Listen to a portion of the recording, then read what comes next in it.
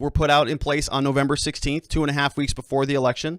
One was placed in a large public park. So even though the Wisconsin statute says these things have to be staffed and manned, we're not going to do it here. We're just going to put them in the, on the corners in violation of the law.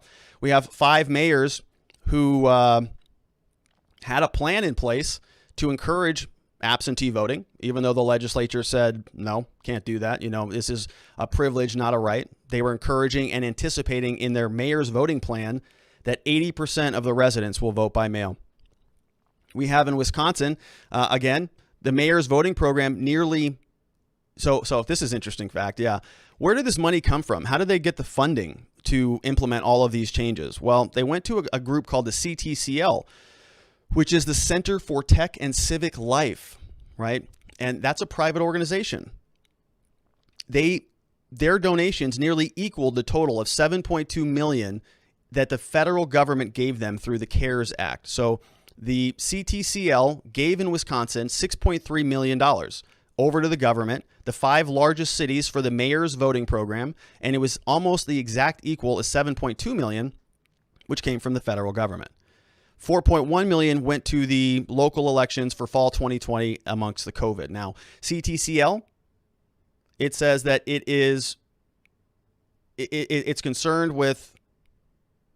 Okay, so the allegation here is that CTCL is actually helping to undermine, not uphold state law. And so I look into CTCL. Well, who is behind that? Where did all this money come from? Where does $6.3 million from some interesting fund come from? Well, it comes from Priscilla Chan and Mark Zuckerberg. Center for Tech and Civic Life, on their website, they have this notification here that Mark Zuckerberg donated $250 million to CTCL, which was a re-grant to local election jurisdictions across the country to help ensure that they have staffing, training, and equipment necessary so that this November every eligible voter can participate. So that's where this money's going. $250 million goes to literally Facebook to go and help run the election. It's to literally help to run the election from the CTCL. All right, where'd that money go? Well, here's what we have. The partisan correlation of funding under the Safe Voting Plan in Wisconsin is summarized in the following table. It went to all these different jurisdictions that all had a lot of blue votes in them. Not so much the other areas. Only the ones that are going to help. So just take a look at those numbers. And you can kind of see the pattern there, right? The lawsuit continues. It says we go on. On October 19th, the Wisconsin legislature issued guidance.